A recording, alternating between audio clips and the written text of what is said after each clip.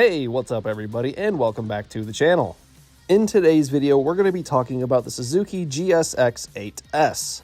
And by the end of this video, I am going to tell you whether or not this motorcycle right here is going to end up being a good buy, or if you should ultimately be saying goodbye. But prior to us getting into that, I've got to give a big thank you to Big St. Charles Motorsports. Big St. Charles Motorsports is one of the largest power sports dealers in the Midwest, based out of St. Charles, Missouri, just 20 miles northwest of St. Louis. Being such a large store gives them an advantage over the smaller locations because they order the most inventory, which means they can sell it to you with the lowest prices. They carry all kinds of products: on-road motorcycles, off-road motorcycles, ATVs, UTVs. Basically anything that's not airbound, they're selling it. And they've got big names like Honda, Yamaha, Kawasaki, Suzuki, Can-Am, Gas, KTM, and more. They've got so many options to choose from, it's almost hard to make a decision. Luckily, they have a professionally trained staff ready to help you with your next power sports product purchase. You can visit them online at www.bigstcharlesmotorsports.com, or you can call them directly at 636-946-6487. Big St. Charles Motorsports and Omni Motor are not affiliated in any other capacity outside of these test ride reviews.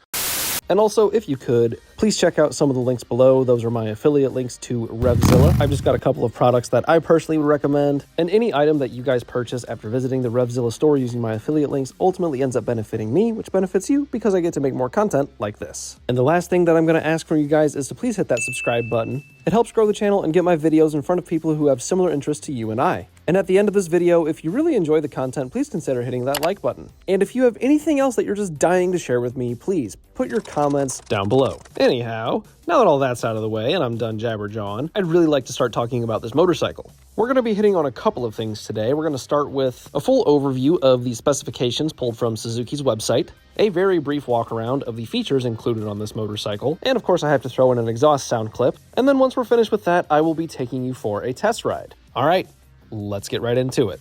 Starting at the front of the motorcycle, we have a set of twin-disc 310mm rotors accompanied by a radially mounted 4-piston Nissan caliper on both sides. Our suspension setup in the front is a 41mm setup inverted from KYB with no adjustability. As we work our way back, we find our engine, which is a parallel twin coming in at 776cc of displacement, featuring dual overhead cams and liquid cooling.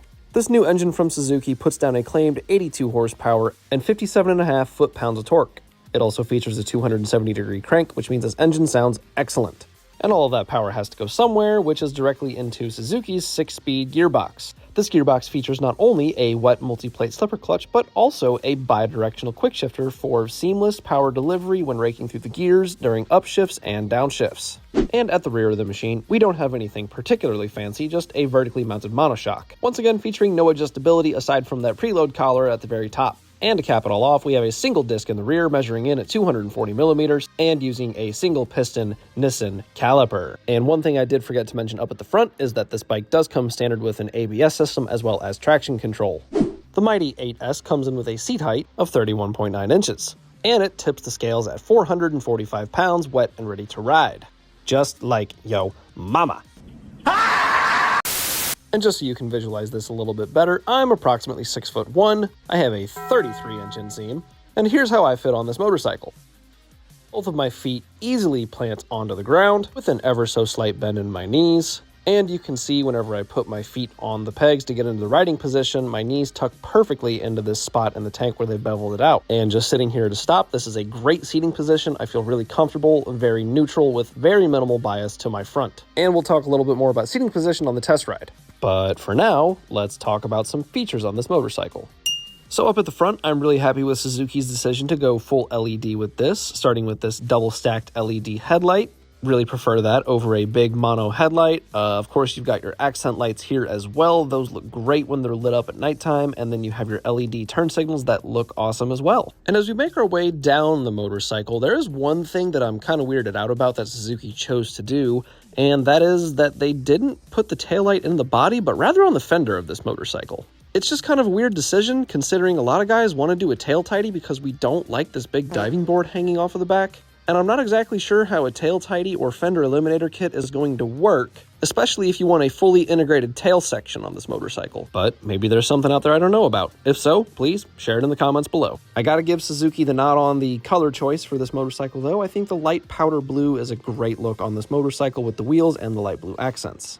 And this is another thing that I wanted to mention, and this is kind of just generic across most naked motorcycles, but very easily serviceable. Everything is very accessible. You can see here, I'm actually getting a hand on that oil filter with no problem. No plastics to take apart, which means that it's very easy to maintain and do your at-home services on as the owner's manual recommends them. And as an added bonus, there is a little sight glass down here on the side of the engine, so you can always monitor the condition of your oil. And I'd also like to give Suzuki the nod on the low-slung exhaust, keeping it out of the way and very minimal. And I also really kind of hyper-fixate on buttons a lot of the time during my reviews. I really am kind of particular about my buttons, the way they click, the way they feel. If the buttons don't click right and they don't feel right, I notice that. But I gotta give credit where it's due. On a lot of Suzuki's motorcycles today, their control boxes feel awesome, and out of the big four, probably the best, really. And because I'm so weird about the buttons, here are a few moments of me just clicking the buttons, and you can just hear and feel how good they sound.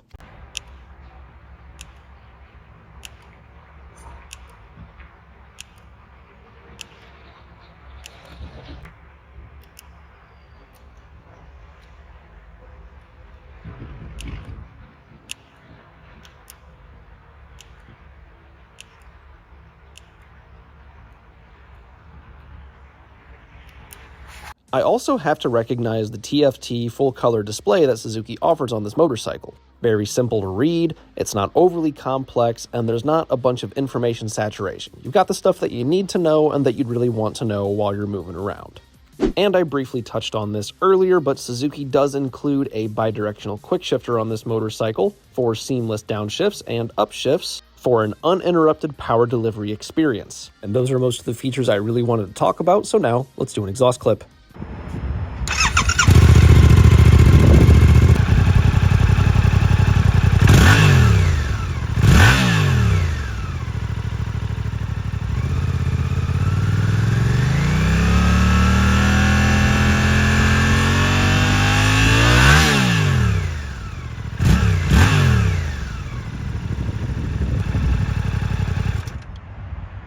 Okay, that's out of the way. Now, let's get into the test ride. And this would be that portion of the test ride review. Look at that right there, little Ninja 1000 SX. That's a great touring machine. Neato. So as with most of the other test rides that I do on the channel, in case you're new here, we start in the parking lot of the Big St. Charles Harley-Davidson side of things. The two are connected via that little orange hallway right there. So if you go through either the motorsports side or the Harley side, you can get through to the other side depending on what you're looking for. If you guys are ever in the St. Louis area, the Big St. Charles Motorsports is just 20 minutes northeast of St. Louis. A super sweet operation they've got going here. Tons of inventory, well over, 1,000 pieces of inventory at any given time. So just right off the bat, the first thing I noticed whenever I pulled this out of the Big St. Charles Motorsports showroom was the clutch engagement is really nice. The feel's great at the lever. And for anyone who's intimidated by a clutch on a motorcycle and doesn't think they can do it because the throttle and the clutch mixture throws them off, check this out. We're just going to slowly ease out on the clutch, and the bike's going to pull us along, and we're going to slowly let out on that clutch little by little until the bike has enough momentum to not kill itself. Pretty neat, huh? I recommend practicing this first before you ever even touch the gas, and then whenever you've got it down, add your throttle. Just like so. So far, the parking lot manners of this motorcycle are very nice. The front brake lever feels excellent as well. Those dual discs up in the front are more than ample to get you stopped. And a slow squeeze of the lever, not a sudden grab, will bring you to a nice controlled halt.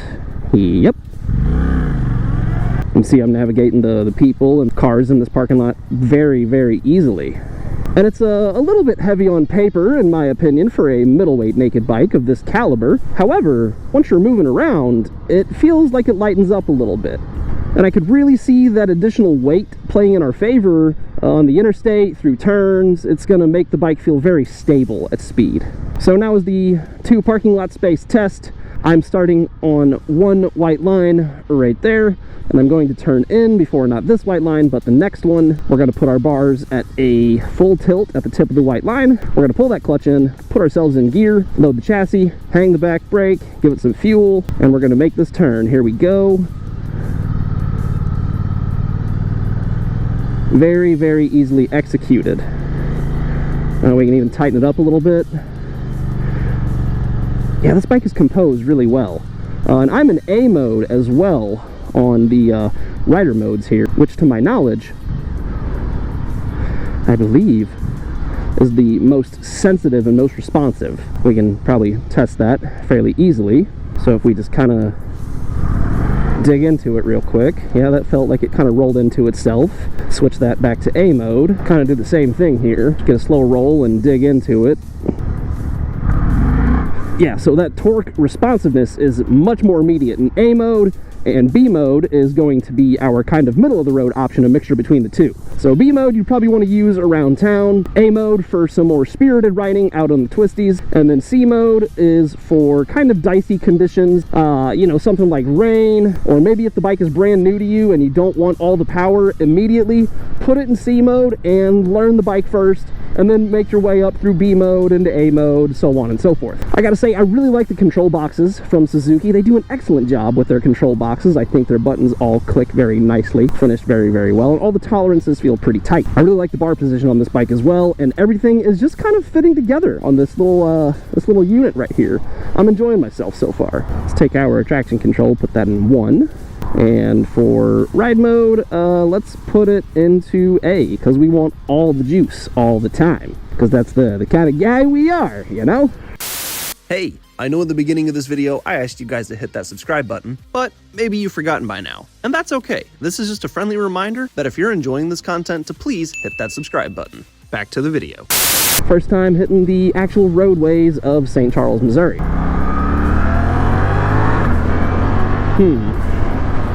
Ooh. Dang. That is a really smooth engine. So previously I have owned an MT-07, and I think that is what Suzuki is gunning for with this bike, is the MT-07. Personally, to me, it feels very MT-07-esque. It's a little bit more premium feeling even. The suspension package feels nicer. The brakes feel better. Everything about this bike just feels a little bit more premium. Now, it does come at a cost premium as well. I think I would be willing to pony up the couple extra $100 that they're asking for this over a Yamaha MT-07 if I was seriously considering this. Yeah, I am. I know I'm only 5 minutes in, and you know, this isn't an hour-long review from my perspective. You know, I'm not in the saddle for an entire day. That was old Daryl. Daryl, if you're watching this, pound sand. But like I was saying, I know I'm not on the bike for a super extended amount of time. Everything feels really good so far though. The seat is a little bit firm. I imagine that will break in over time and become a little bit more soft. I can tell though it's not going to be the most comfortable thing for extended travel. Trying to use the down quick shifter doesn't seem to work so well at low speed. Maybe you have to have a load into the gearbox for that to work properly.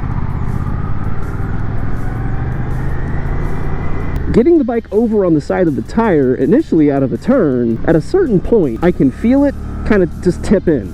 As with every motorcycle, of course.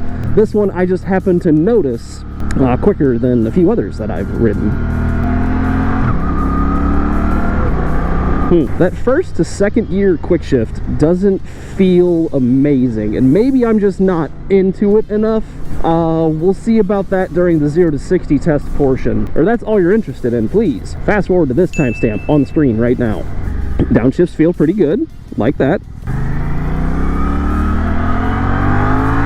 Okay, there we go. That feels much better whenever you actually rev the bike out far enough for the quick shifter to do its thing and feel good doing it. Bike is balanced really well. And I can just tell this bike would be very fun for someone who's using it around town as a commuter. It's got a lot of usable power, and where it makes its power is kind of in that low to mid-range torque application of the throttle, like right here. Yeah, this bike gets down pretty well. Flick it around. Yeah, so it's definitely not as light as an MT-07 in terms of flickability, but the suspension does feel very competent. And again, if you're going through a turn with this motorcycle, I think that it's going to feel very stable and planted and composed all the way through that turn. Now, of course, you can push the chassis and the suspension a little bit and probably upset it, but for the average rider, this is a pretty average bike that's gonna feel pretty good, give you some confidence, and make you explore your boundaries a little bit, but not so much so like some of the inline fours where those bikes, you know, make all their power up at the top, and those might make you ride beyond what you really should be doing. This bike inspires confidence in a different kind of way. And that's kind of the advantage of a parallel twin engine over an inline four-cylinder engine. Kind of what I just talked about, where all the power is up at the top of an inline four-cylinder whenever you're finally getting that engine spooled up and rotating. Where this engine has those big, punchy pistons knocking around in there, and it has some really usable low-end and mid-range torque, which is where most people realistically are going to be riding on an everyday basis. So it makes way more sense. This bike is really composed though. Everything feels really good. The A mode on the throttle is a little jumpy, but again, if we want to remedy that, let's go into B mode, and we're doing much better there. And C mode is, you know, even better in terms of snatchiness not being as prevalent. And another thing, the way that they have the menu set up is so intuitive and easy to use. I really like it.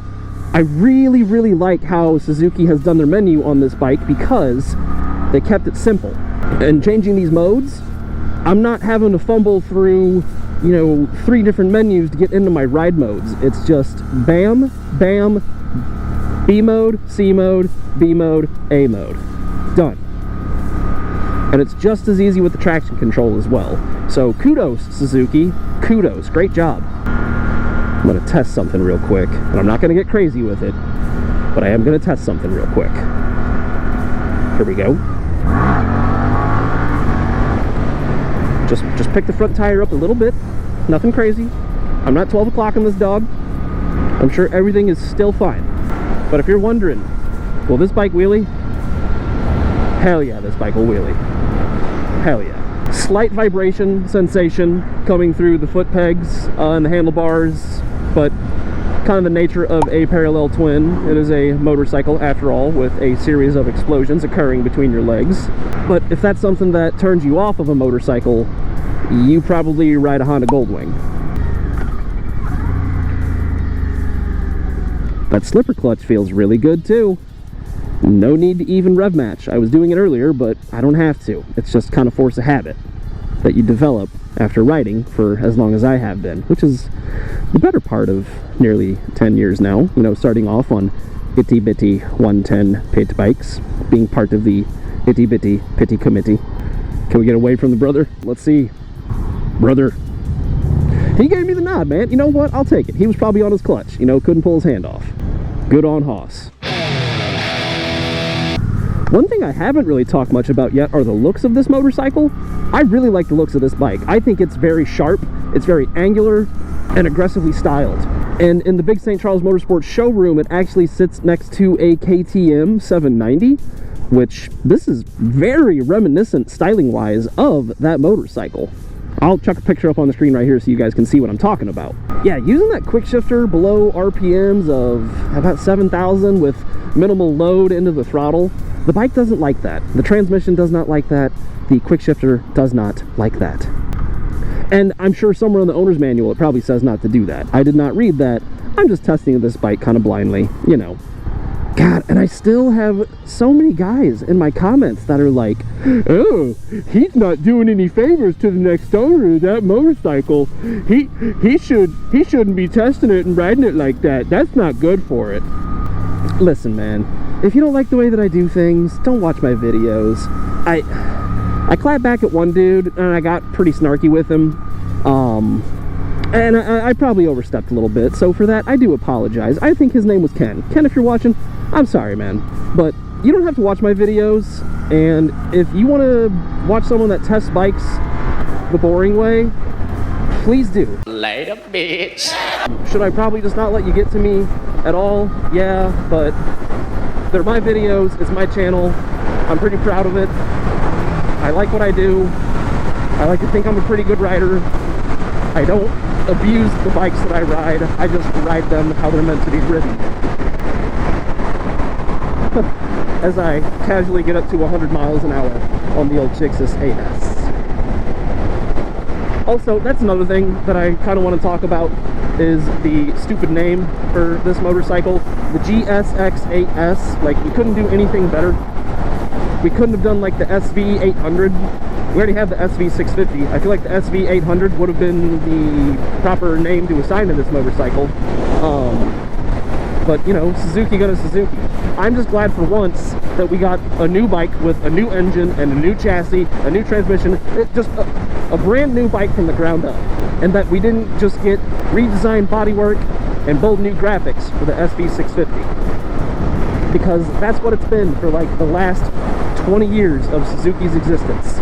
So again, I'm just glad that we got something different and something new from old Big Yellow. I didn't really talk about it there, but man, highway capability on this bike feels really good. And I think with a little windscreen in the front to kind of chuck some of that wind up over your head, it would be very, very helpful. Ossifer. A lot of road debris in these here intersections, folks. Always be looking for that nasty stuff right there. You do not want to take a spill, and I especially don't want to take a spill on this brand new motorcycle that I don't own. We're just gonna go right here. What are you doing, lady? You actually... Okay, so what I did is kind of the same thing she did, but I come and kind of wrap around over here to get out of the way and just wait for traffic to clear. She pretty much just did that, busted a U-ey, and then went through the intersection anyway. Maybe we're both wrong, you know. I like to think that I'm a little bit less wrong, but it is what it is. So yeah, now's the part where we do a 0 to 60 test. Keep in mind, we are going uphill, and I'm not a professional, so the 0 to 60 time is not official by any means. I'm gonna do my best though. And yeah, that's pretty much that. So let's go ahead and get ourselves ready. It looks like traffic has cleared up. And then we will resume our highway testing from there. We'll talk a little bit more about that in just a minute. But first, a 0 to 60 test. Okay, here we go. 3, 2, oh wait, no. I gotta be in A mode. Shoot. There we go. Okay, all right. We're in A mode now. The quick shifter is on. There's nobody behind me. Let's try this one more time. Okay. 3, 2, 1, 0. 60. Oh, wow. That was pretty quick and pretty fun. Gonna do a tuck real quick. We're about 70% throttle, 6 gear. We're very stable. I like the stability. Just a quick 110 miles per hour. No big deal. Oh man, that guy was cruising too. Oh, hey, that's the cop I saw back there at the intersection. What's up, man? What are you doing? Who'd you get? Ah, Chevy Impala. Ah, poor guy. Anyhow, highway capability on this motorcycle. Again, I gotta say, very, very planted. Very, very comfortable. I'm taking on quite a bit of wind, but of course, this is a naked motorcycle. If you're expecting a lot of wind protection on a naked motorcycle, I advise you to reconsider the life choices that you've made that have led you drawing those conclusions. Okay. So here we go, taking the exit back towards Big St. Charles Motorsports. Seamless shifts, man, all the way through the turn. No power delivery interruptions. Very predictable. And as we go back on the highway, we'll click back down with that bi-directional quick shifter. Try it one more time. Speed up a little bit.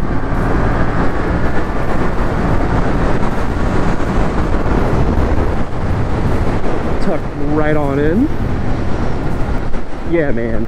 Yeah. this is a good bike. Suzuki done did something good here. Oh, big shout out to Steve Sinelli. Steve has been one of my day one viewers and subscribers to the channel. In fact, Steve has asked me like my last 3 videos about this bike. I finally got a good day of weather here in Missouri. It is actually December 7th on the day of recording this video, and it is a lovely 61 degrees here in St. Charles, Missouri. Absolutely spectacular. Couldn't ask for better weather, couldn't ask for a better bike, and couldn't ask for a better store partner to be doing this with. Switch our mode back into B mode so we don't have such a snatchy throttle in this kind of high traffic area. This bike has got character, you know. This isn't a boring bike by any means. It's really fun to ride, and you guys know that I am big on fun factor, and I think this bike absolutely has got the fun factor going for it. It's got a lot of good things going for it, really. Comfort in the saddle, composure. I'm talking too much. We will reserve this for the very last portion of the video here coming up shortly. I will see you guys in just a second in front of Big St. Charles Motorsports. In fact, hold on, let me just reach right here. I'm gonna pull this out, and there we go. Yeah, so GSX-8S, man, what a heck of a machine. Let's just dive right into it. I don't want to waste any time. I'm going to tell you why this bike would be a good buy. Usable power. I mean, this thing is just a riot around town. Low end to mid-range. Again, it makes power that you can use around town, on the highway, in the back roads, but it's not so much power that it begs you to ride beyond your skill set. And the suspension and brakes all work well enough together that it just feels like a very composed package, and you can tell that Suzuki didn't really overlook any details when building this motorcycle. Additionally, it's pretty fuel efficient. I think somewhere around 45 to 55 miles to the gallon. It's also very comfortable to ride all day long. I think you could definitely pull about an hour to an hour and a half before you had to get out of the saddle, maybe stretch a little bit and let the cheeks breathe. A lot of fun to ride, man. A lot of fun to ride. Also, a big thing, man, for me, again, is menu systems. I hate having to sift through a menu to see all of my different settings. I like that everything is so simple with just this mode button and these 2 arrows to navigate through my menu on the screen for the motorcycle. I really appreciate that from Suzuki, and the display is very easy to read. None of the information is very hidden. It boots up really quick and gives you all the stuff that you need to know, even tells you your service countdown and all that good stuff. Everything is there that you need to know. So yeah, I really appreciate that it doesn't have a bunch of information saturation in that dash there. And lastly, I guess, you know, I can tell you that it's very easily serviceable. Everything's very exposed and easy to get to. And I'm sure if you guys are looking for more info on this bike, on why it's so great, you'll probably find Steve's comment somewhere down below. So be sure to check out his comment and his insights on this. Again, Steve, thank you for the support from day one, man. You've been great. So, for all of those reasons, yes, this motorcycle is a good buy. Now, the flip side to that coin, it is not the fastest bike in the world by any means, and it doesn't have that killer top end that the inline 4-cylinder motorcycles have. So if you're just an absolute speed freak and adrenaline junkie and all you're focused on is speed, you might not want to look into buying one of these. You'd be better off with like a GSX 750, which has a 4-cylinder, or something from the GSX-R line with a 4-cylinder. Also, minimal storage on this motorcycle, if that's not super apparent just by looking at it. It's a naked bike. It's not going to have a lot of storage. If that's what you're after, you're on the wrong machine. Also, not a lot of wind protection. So if you're going to be commuting for like an hour on this motorcycle, that is definitely not its strong suit. You're going to need a windscreen, maybe some handguards, and at that point, you're probably just investing too much money into a bike that is not designed to cut through the wind. You should be looking at something different. Maybe the new GSX-8R, which is this bike, but with fairings.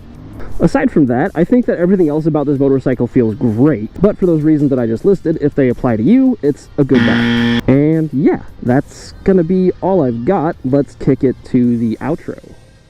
Hey everybody, thanks for making it to the end of the video. If you enjoyed the content that you just watched, please smash that like button. And I know I've asked a few times already, but if you could, please hit that subscribe button. Only 3 to 4% of individuals who watch my videos are currently subscribed to the channel, and I'd really like to see that number go up. This is going to be my final push for 8,000 subscribers. Initially, my goal was only to have 5,000 subscribers before the end of the year, but you guys crushed it, and we actually added 5,000 more to the 2,500 that were already here, so thank you so much for that. And if you really feel like giving back and you want to support the channel beyond that, all you have to do is check out the links below to RevZilla.com. I'm not sponsored in any way by RevZilla, but I did sign up for their affiliate program. So any purchases that you make on the RevZilla website after clicking one of my links gives me a little bit of kickback for every sale generated. Next up on the agenda, this is going to be the last long form video that I post for the year. I might post a couple of YouTube shorts along the way, and I've also got a TikTok page that I haven't really mentioned here before, so be sure to check that out. But like I said, this will definitely be the last video for the entire year. With that said, in the meantime, if you guys have any questions, please don't hesitate to send an email over to me. You can reach me at omnimoto1@gmail.com.